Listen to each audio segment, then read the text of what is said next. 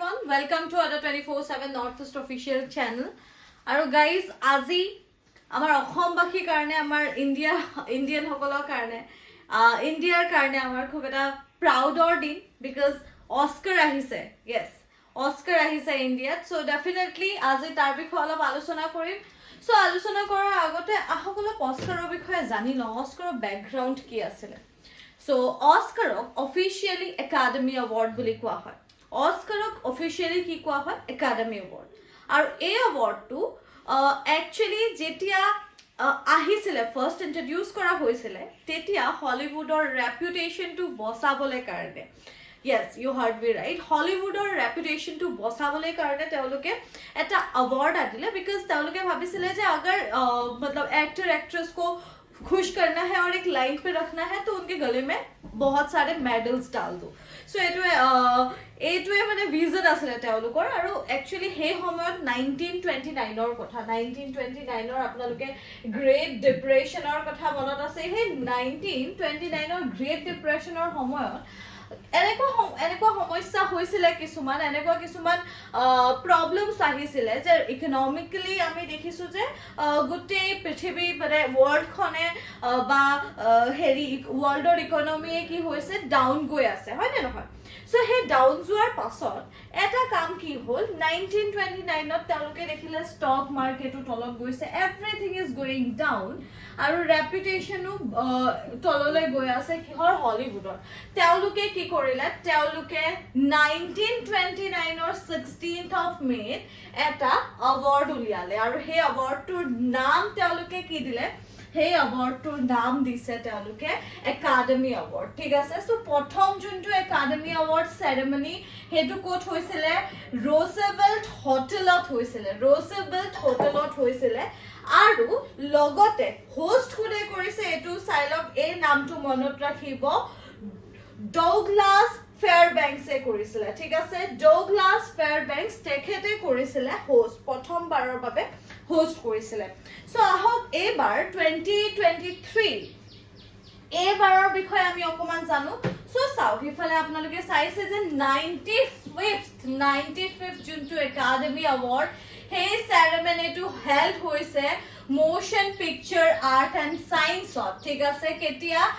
12th of March এটো হৈছে ঠিক আছে 12th of March 2023 আৰু এটো কোট হৈছে হেল্ড অন আহি যায় কিন্তু ঠিক আছে held by academy Held by whom? Held by Academy Motion Picture Art and Science. ঠিক আছে শর্টত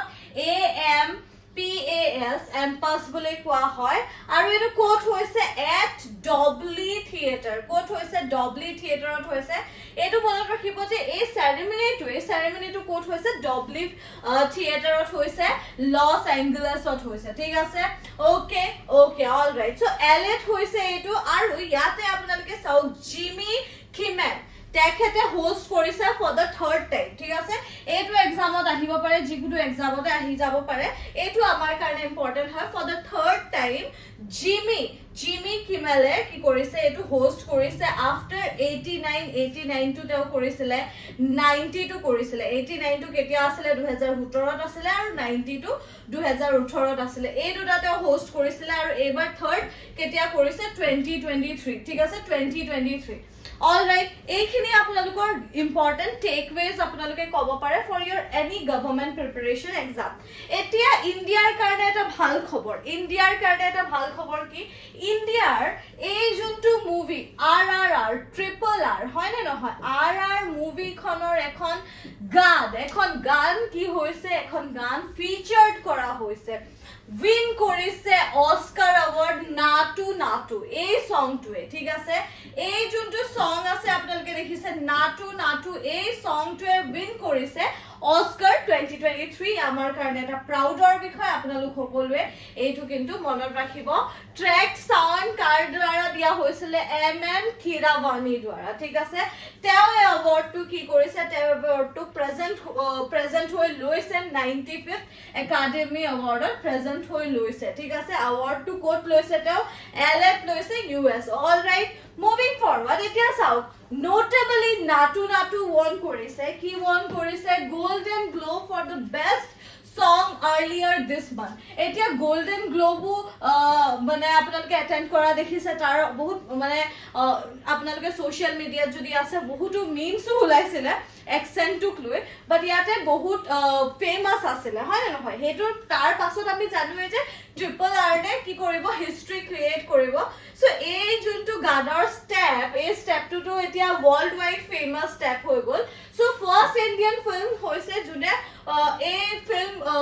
উইন কৰিছে গোল্ডেন গ্লোব ঠিক আছে যোনে উইন কৰিছে কি golden globe so the win made triple R the first Indian movie উইনে কি কৰিছে ফাৰ্স্ট ইন্ডিয়ান মুভি বনাই দিছে গোল্ডেন গ্লোবৰ অলৰাইট মুভিং ফৰৱাৰ্ড নেক্সট লৈ চাও নেক্সট চাও এনেকুৱা নহয় আমি আগতে পোৱা নাই আমি আগতেও এবাৰ কি পাইছো অস্কাৰ পাইছো 2018 ত পাইছো সেম 2008 ত পাইছো সৰি 2008 ত পাইছো আৰু কিহৰ অ্যাওয়াৰ্ড পাইছো আমি বেস্ট সং অৰিজিনাল সং ক্যাটেগৰি অ্যাওয়াৰ্ড পাইছো 2008 ত পাইছিলো আৰু এই অ্যাওয়াৰ্ডটো জে হৰ কাৰণে আছিল ঠিক আছে জে হৰ কাৰণে আছিল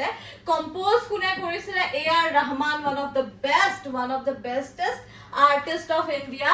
penned by to কোন আছিল Gulzar okay all right So yes, A2 eta award asile Academy Award ami aru agoteo paisu etia ami jetia Oscar ro kotha pati asu ami A2 kotha pahoribo noru so 95th June to Academy Award tate the elephant whisperer a short documentary won korise ki won korise a short documentary to won korise best short documentary film hisabe ঠিক আছে so definitely এটু আপোনালোকৰ কাৰণে important হয় এটু আপোনালোকে মনত ৰাখিব সো এটু ওয়ান অফ দ্য ইম্পৰ্টেন্ট আপোনালোকে দেখিছে সো ডেফিনেটলি অস্কাৰে বহুতো সুখবৰ লৈ আহিছে এটা লেভেল আপ কৰি দিছে ইন্ডিয়াক আৰু ইন্ডিয়াৰ film sector to definitely এনে ধৰণৰ আৰু ভিডিওস মই লৈ আহিম আপোনালোকৰ কাৰণে related to Oscar till then keep learning guys and yes do share this session with your friends so that তেওঁলোকেও গম পায় এইখিনি কথা thank you so much for trusting other 24/7 thank you